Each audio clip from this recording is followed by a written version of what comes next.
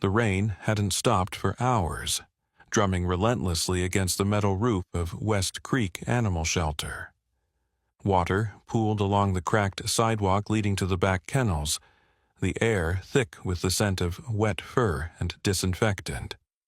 The shelter was overcrowded, underfunded, and running out of options, especially for dogs like Rex. Curled in the farthest corner of his cage, Rex barely resembled the proud German shepherd he was born to be. His once strong frame had thinned, his ribs faintly visible beneath his scarred coat. Faint lines crisscrossed his muzzle, old wounds, some physical, some far deeper. His ears drooped, his tail tucked so tightly it was nearly invisible beneath him. The other dogs barked, whined, and scrambled to the front of their kennels whenever footsteps echoed down the hall. But not Rex. He had long given up on that. Hope had died somewhere between the metal chains and raised fists of his past life, and no stranger's voice was going to bring it back. Karen Hall, the shelter's manager, stood at the end of the row with a clipboard clutched tight to her chest. The list was shorter than usual, only 3 names, but it might as well have been 100. Rex's name was the last. Her sigh blended with the storm outside. This was the part of her job she would never get used to, no matter how many years passed. Dogs like Rex were the hardest, the ones who weren't bad, just broken in ways most adopters couldn't handle. They needed patience, understanding, and second chances, luxuries the shelter didn't have. "Sorry, buddy," Karen whispered, even though she knew Rex wouldn't respond. "I wish it didn't have to end like this."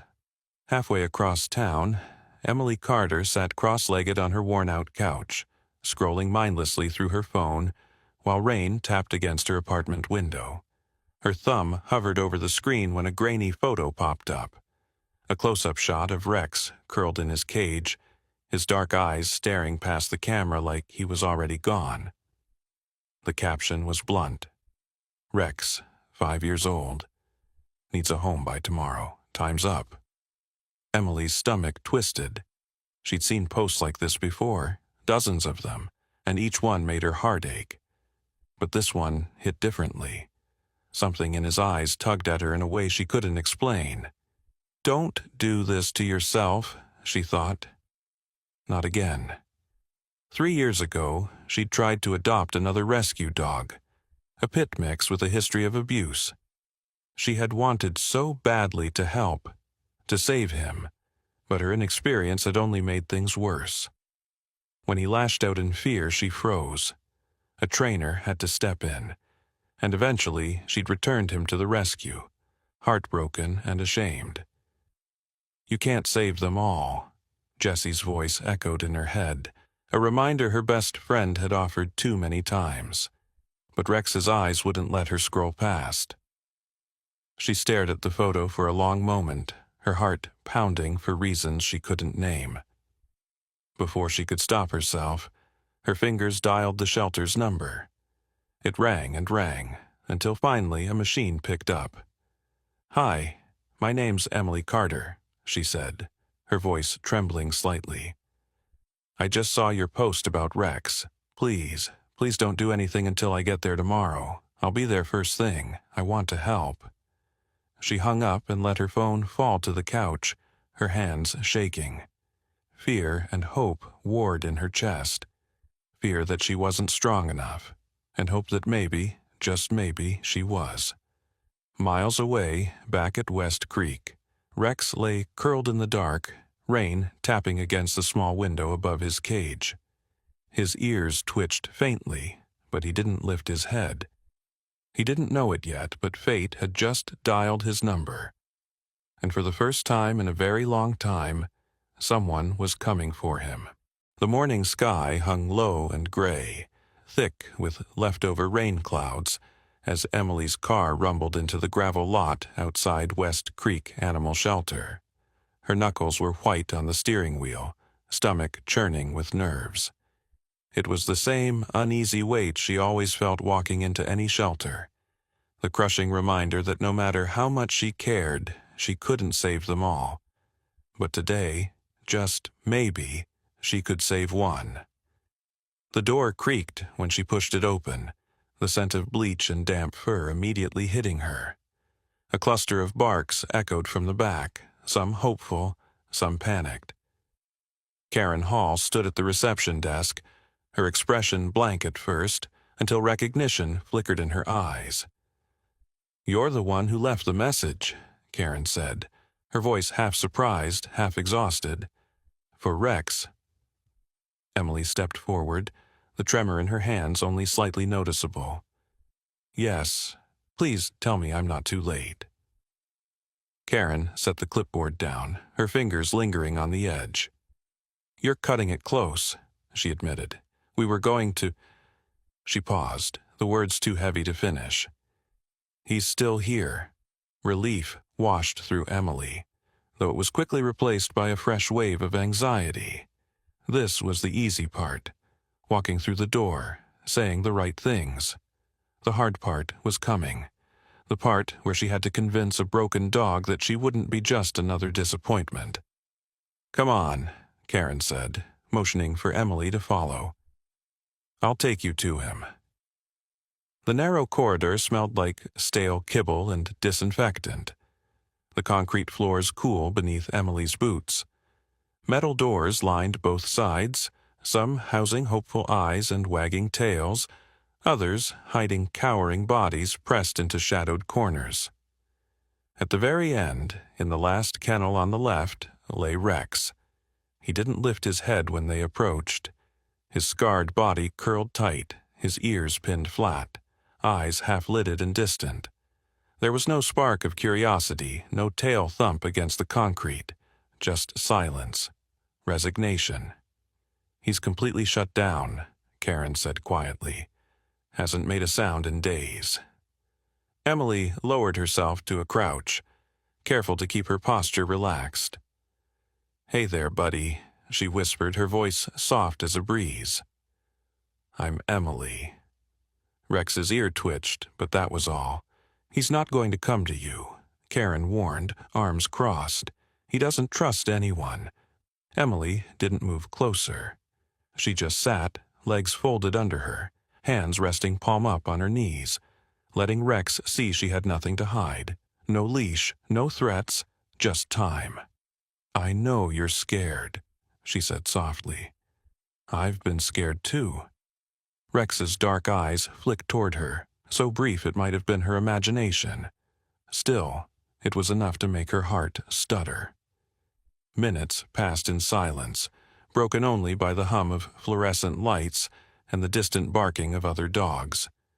Emily stayed still, matching her breaths to Rex's, grounding herself in the quiet. Finally, Rex's nose twitched, just a little, and he stretched his neck the tiniest bit forward, nostrils flaring to catch her scent. "There you go," she whispered, a smile tugging at her lips. "It's okay." Slowly, she extended her hand, palm still up, fingers relaxed. Inches from the rusted bars, she stopped. Let him decide. Rex didn't lunge, didn't retreat. Instead, after a long, wary hesitation, his scarred nose touched her fingertips. The contact was fleeting, just a heartbeat, but it was enough to crack something wide open in both of them. Karen exhaled sharply, like she'd been holding her breath the whole time. "Well, I'll be damned. Let me take him," Emily said, voice trembling with quiet determination. "Please." Karen didn't answer right away. She was old enough, and had seen enough to know that hope was dangerous, for both the dog and the human. Dogs like Rex had a way of breaking hearts all over again. But as she looked between the trembling shepherd and the woman kneeling before him, she saw something rare, something worth a chance. "All right," Karen said, her voice low. "But if this doesn't work, it will." Emily didn't let her voice waver. Karen unlocked the cage. The metal latch groaned, and Rex tensed, every muscle wired tight. Emily stood slowly, leash dangling loosely in her hand. "Let's get you out of here, big guy." Rex's paws hesitated at the threshold. Rain still pattered against the high windows, and the world outside was too wide, too loud, too uncertain. But Emily didn't pull. She just waited, her patience a lifeline. After a breathless moment, Rex stepped forward, one tentative paw at a time, the first step toward a future neither of them knew how to trust, but both were willing to try.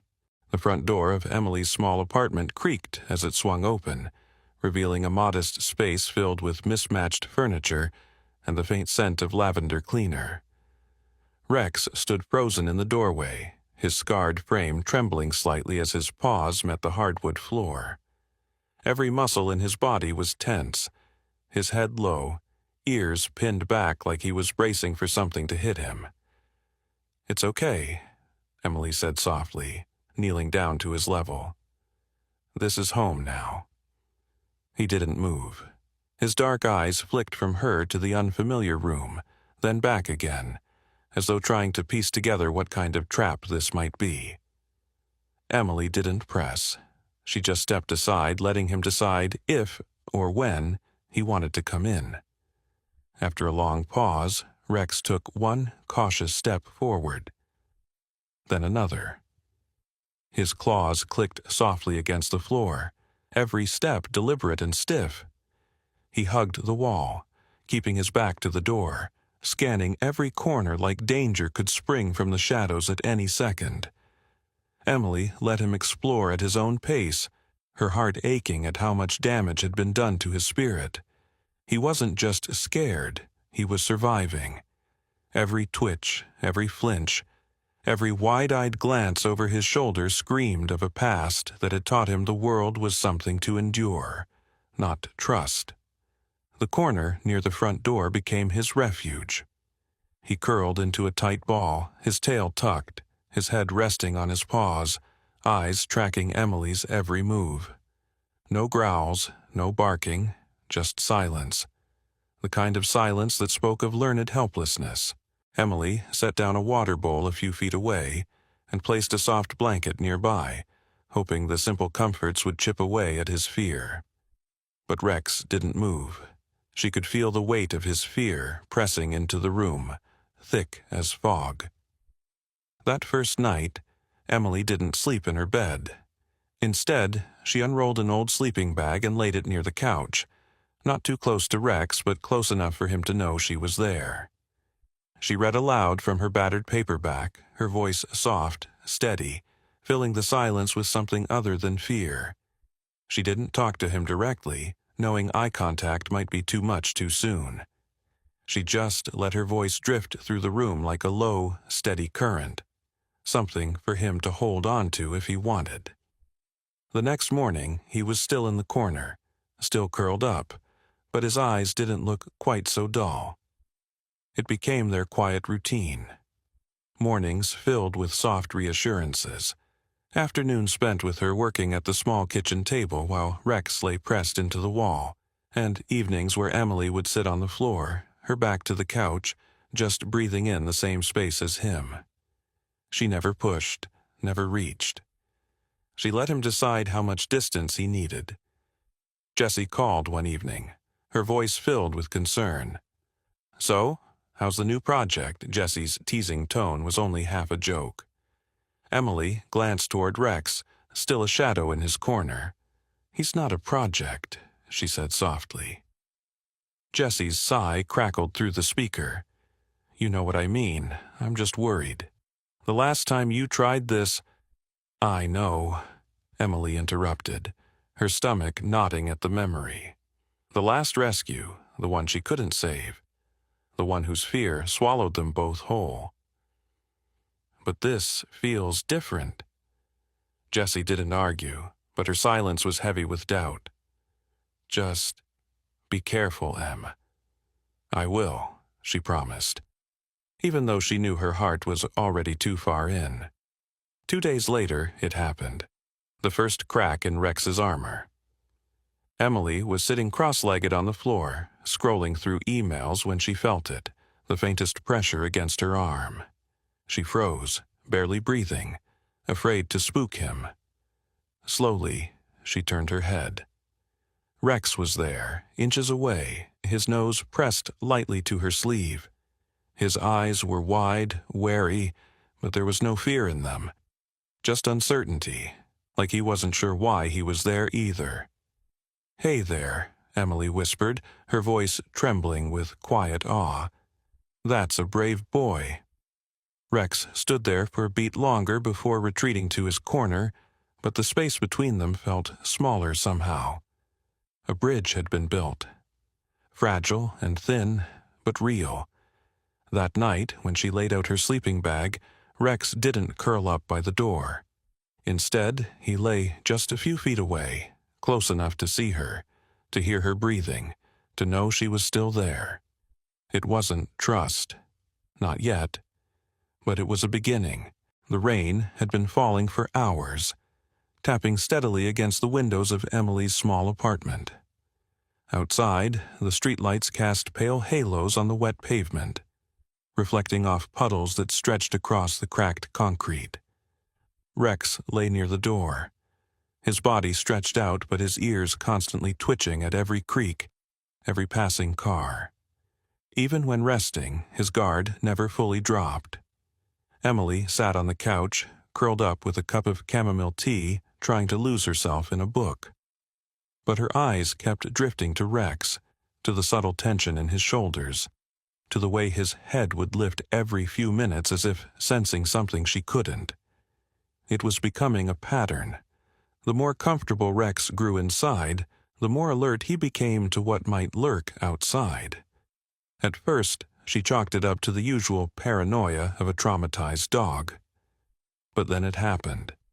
A low, guttural growl rolled from Rex's throat, vibrating through the small room like distant thunder. Emily sat up straight, her heart instantly pounding. "Rex?" she whispered. He didn't move, didn't look at her.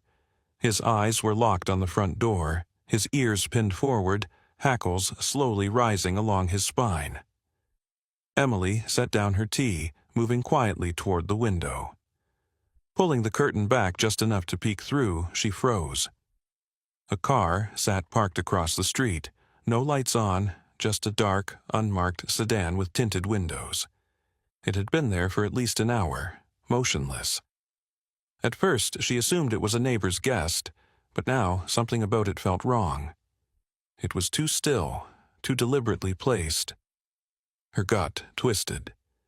"Easy, boy," she murmured, though her own voice shook. "It's probably nothing." But the pit in her stomach said otherwise. The next morning, she called the shelter to check in, just to see if they'd had any inquiries about Rex. The line crackled before Karen's familiar voice answered, sounding more worn out than usual. "Actually, yeah," Karen said, hesitation thick in her tone. "There was a man who called yesterday afternoon, didn't give a name, just asked if Rex was still here." Emily's stomach clenched. "Did he say why?" "No," Karen said, "but when I told him Rex had been adopted, he hung up. Didn't even ask who took him." That cold, creeping feeling slithered up Emily's spine. "Did you recognize his voice?" Karen paused. "No, but I've been here long enough to know when someone's not asking out of curiosity." Emily hung up and stood by the window, staring across the street where the dark car had been the night before. It was gone now, but the unease lingered like smoke after a fire. That evening, Jessie dropped by after her shift, carrying a 6-pack of cheap beer and a bag of takeout. "Figured you could use some company," Jessie said, kicking off her shoes as she walked in. Emily forced a smile, but it didn't quite reach her eyes. "You have no idea." They sat on the floor, cartons of fried rice spread between them, while Rex lay nearby, his head resting on his paws, but his gaze never fully leaving the door. Emily told Jessie about the car, about the phone call, about the growing feeling that someone was watching. Jessie's brows furrowed. You think it's connected to Rex's past? Emily exhaled slowly. I don't know, but I have a bad feeling. Jessie reached over, giving her hand a squeeze. Look, you've already saved him once. If someone tries to take him, they'll have to go through you? Emily smiled faintly. Yeah, and you. Damn right. That night, the rain came again, heavier this time, drumming against the roof. Emily was brushing her teeth when Rex's low growl echoed down the hall again. Her heart stuttered. She hurried to the window, her breath fogging the glass. The car was back, same spot, same silence. This time, she didn't hesitate. She grabbed her phone and called Deputy Mark Reynolds, the local officer who had handled more than a few abandoned animal cases, including several from illegal fighting rings. Emily? Mark's voice was groggy but instantly alert. What's going on? There's someone parked outside my place, she said, keeping her voice low. They were here last night, too, and Karen said someone was asking about Rex. There was a brief silence on the line before Mark answered.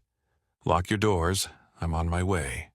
She hung up, her hands trembling as she double-checked every lock, every window. Rex stood by the door, his entire body rigid, that low growl still reverberating deep in his chest. It's okay, she whispered, kneeling beside him and resting her hand on his back. I won't let anyone take you. But the truth was, she wasn't so sure. Mark's patrol car pulled up 10 minutes later, lights off, engine quiet. By the time he knocked softly at her door, the dark sedan had vanished into the storm. When she explained everything, the car, the call, Rex's reaction, Mark's face darkened. If this is connected to the old dogfighting busts we worked, you could be in real danger. Those guys, they don't forget.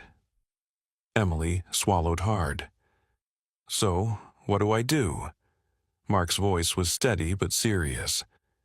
You keep your doors locked, you stay aware, and you call me the second you see anything suspicious. I'll run a trace through the system, see if anyone connected to those cases got out recently. She glanced at Rex, still standing guard by the door, his scarred body trembling but his resolve unshaken. I won't let anyone hurt him, she said softly. Mark nodded. I know you won't. That night, after Mark left, Emily curled up on the couch, Rex stretched out beside her. His head rested on her knee, his breath warm against her skin. Outside, the storm raged on, but inside they were safe, at least for now. She ran her fingers gently over the scars on his back, her own heart pounding just beneath her ribs. Whatever's coming, she whispered, we'll face it together. Rex's tail gave the faintest wag. Not much, but enough. The battle wasn't over. But for the first time, neither of them would have to fight alone. The knock came just after midnight. A sharp, deliberate rap against the wood, cutting through the silence like a blade. Rex was up instantly, a deep, guttural growl rumbling from his chest as he planted himself between Emily and the door. His hackles bristled, his scarred muzzle curled back, exposing teeth sharpened by survival. Emily's pulse spiked, her fingers curling around her phone. The dark sedan had been gone for hours, but the uneasy weight in her gut had never lifted. She took a shaky breath, edged closer to the door, and peered through the peephole. A man stood at the bottom of her porch steps, barely illuminated by the flickering streetlight. His jeans were worn, his jacket faded and too thin for the chilly night. A cigarette dangled from his fingers, and though his face was shadowed, the sharp angle of his jaw and the glint in his eyes were impossible to miss. Troy Beckett. Emily didn't need Mark's background check to know who he was. She could see it in the way Rex trembled, his body both rigid with fear and vibrating with fury. This was the man from Rex's nightmares. the ghost from his past who had shaped every scar and fear the dog carried. The man smiled, a thin, humorless curve of his mouth. "I know you're in there," he called, voice rough like gravel dragged under boots. "You've got something that belongs to me." Emily's knuckles tightened around the doorknob, but she didn't open it. "You need to leave," she said, her voice sharper than she felt. "He's not yours anymore." Troy took a step closer, cigarette smoke curling around his face. "That's where you're wrong. That dog cost me good money. A fighter like that, he's worth more than you can imagine." His voice dripped with twisted pride, like Rex was some trophy instead of a living, breathing soul. Emily's stomach churned. "He's not a fighter anymore, and if you come near my property again, I'll call the police." Troy laughed, low, mocking. "Oh, sweetheart, I'm not scared of some local deputy. That dog's mine, and I always get what's mine." Rex lunged at the door, paws scraping the wood, snarling with a ferocity Emily had never heard from him before. His entire body shook with rage and terror, the conflicting instincts of a survivor caught between fight and flight. "See that?" Troy sneered. "That's the champion I raised. You think you can turn him into some soft little house pet? You don't know him like I do." Emily's hand shook, but her voice was firm. "I know him better than you ever did." She took a step back, keeping herself between Rex and the door. "And I know he's not afraid of you anymore." Troy's smile faltered, just slightly. He flicked his cigarette into the wet grass and took one last lingering look at the door before turning and walking back down the path. But before he disappeared, he called back over his shoulder, "This ain't over." The moment his footsteps faded into the dark, Emily's knees buckled, and she sank to the floor beside Rex. He was panting, body trembling with adrenaline, but when her hand found his fur, he didn't pull away. "Easy, buddy," she whispered. "He's gone." Rex's growl slowly faded into a soft whimper, and he pressed his head into her lap, seeking comfort. She stroked him gently, her own fear bleeding into quiet determination. Troy Beckett could threaten, could lurk in the shadows all he wanted, but Emily wasn't giving up. Not on Rex, not on the fragile trust they'd built. And if Troy thought he could walk back into their lives and reclaim what he'd broken, he was about to learn just how wrong he was. "We're in this together," she murmured into Rex's fur, "and no one is taking you away from me." Outside, the rain kept falling, washing Troy's footprints from the earth. But inside, the bond between a scarred dog and a woman who refused to give up only grew stronger. Tomorrow, they'd fight. Together. The fluorescent lights buzzed faintly overhead, casting a sterile glow across the small courtroom. Emily sat at the petitioner's table, her hands clasped so tightly in her lap that her knuckles were white.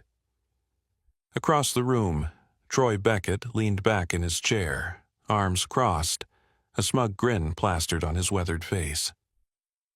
Rex lay at Emily's feet, his scarred head resting against her shoe, his ears twitching at every scrape of a chair or shuffle of paper. He was calmer here than she expected, maybe because Emily's hand kept drifting down to stroke his fur, a silent reminder that they were in this together. The judge, a graying man with a furrowed brow, and the air of someone who'd seen too many messy custody battles, cleared his throat. "We're here to determine legal ownership of the German Shepherd known as Rex." Troy's lawyer, a man with slicked-back hair and a smile too polished for a case like this, stood first. "Your Honor, my client, Mr. Beckett, raised Rex from a pup. He trained him, fed him, and invested significant time and money into the animal. The dog is legally his property." Emily felt bile rise in her throat at the word property. She stole a glance at Rex, who was no one's property, not anymore. When her turn came, she stood, her voice steadier than she felt. Your Honor, Rex was abandoned, left to die, and rescued by the West Creek shelter. I legally adopted him, and I have the paperwork to prove it. She laid the adoption papers on the table, the inked signatures standing like a fragile shield between Rex and his past. The judge glanced over the documents, nodding slowly. Mr. Beckett claims he was unaware the dog ended up at a shelter. Is that true? Troy stood, his voice laced with mock innocence. That's right, Your Honor. He ran off. I didn't know where he went until I saw a post online. I never gave him up. Emily's jaw clenched, but she kept her voice calm. With all due respect, Your Honor, Rex didn't run off. He was dumped, and if you'll allow it, I have evidence to support that. She glanced at Deputy Mark, who stood near the back of the room. He stepped forward, handing a thick file to the bailiff, who placed it before the judge. These are veterinary records from when Rex was first taken in at the shelter, Emily explained. They show untreated injuries, scars from dogfighting, malnutrition, and evidence of physical abuse. Rex didn't escape a loving home. He escaped a prison. Troy shifted in his seat, but the smug smile was gone. The judge flipped through the file, his frown deepening with every page. A still image, taken from the shelter's intake video, showed Rex curled in a corner of his kennel, every bone visible under his patchy fur, his eyes blank with hopelessness. Mr. Beckett, the judge said, can you explain these injuries? Troy's lawyer started to speak, but the judge held up a hand. I asked your client. Troy's mouth opened, then closed. His shoulders lifted in a shrug. Dogs get into scraps. It happens. Emily's hand shook under the table, but her voice remained steady. Rex didn't get those scars playing fetch, Your Honor. The judge turned to her. Do you have any character witnesses to support your claim that Rex is thriving under your care? Emily exhaled slowly, then nodded toward Jessie, who stepped forward. I'm Jessie Green, she said. I've known Emily for years. I saw her bring Rex home when he was too scared to even leave the corner of her apartment. I watched her sit with him every night until he learned to trust again. I watched him go from a terrified, broken dog to one who wags his tail when he hears her voice. If anyone deserves to keep Rex, it's Emily. The judge nodded. Thank you. For a moment, there was only silence, broken only by the soft tap of the judge's pen against his desk. Then Rex stood, his tail low but wagging gently, and took a slow step toward Emily. He rested his head on her knee, looking up at her with eyes no longer haunted, but hopeful. The judge saw it. So did everyone in the room.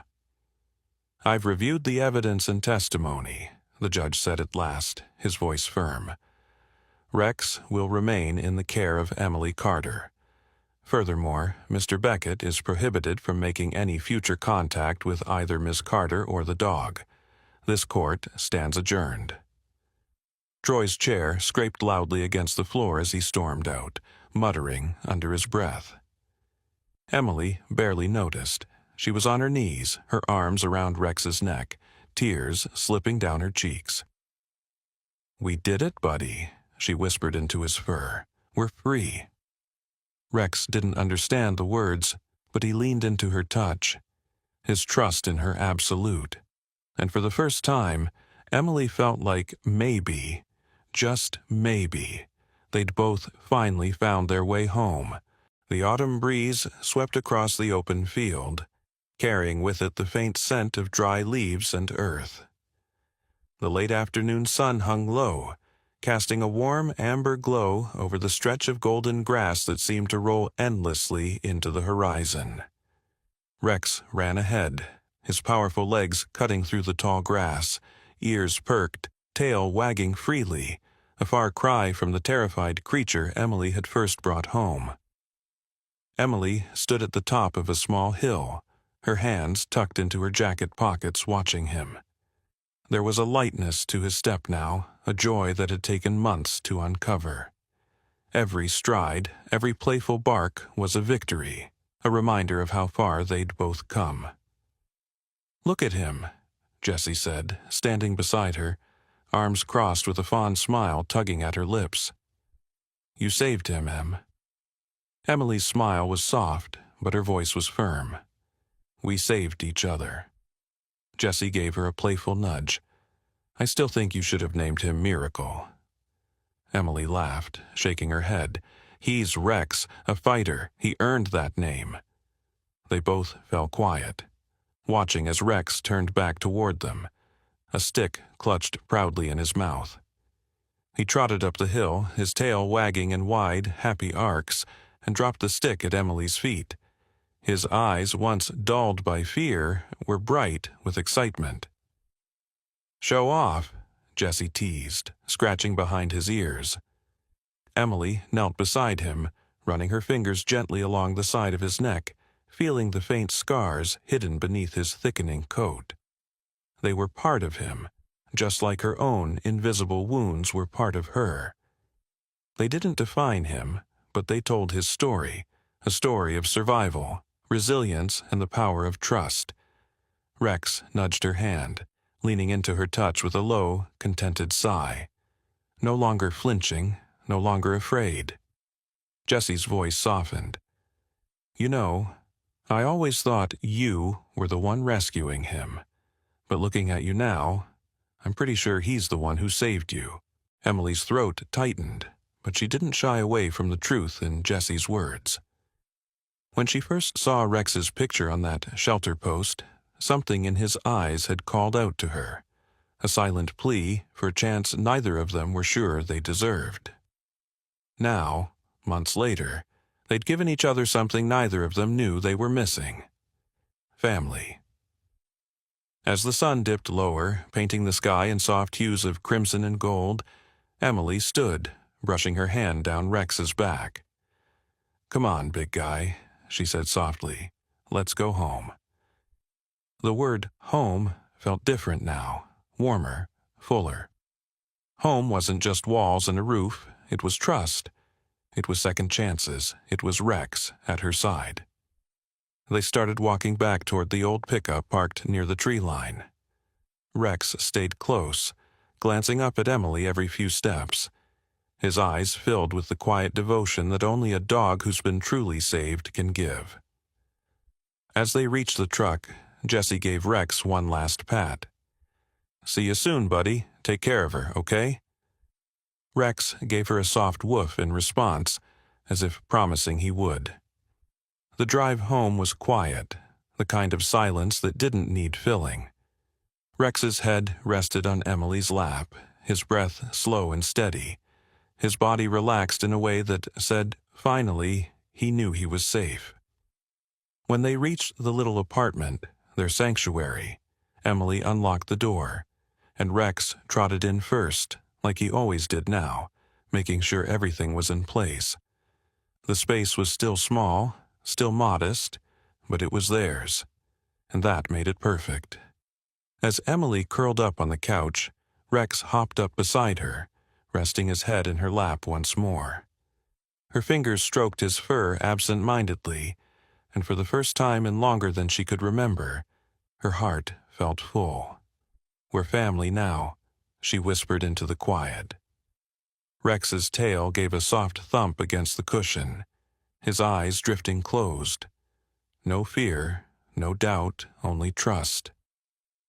Outside, the autumn wind howled, but inside, the broken girl and the scarred dog had found exactly what they'd been searching for: a home. Together.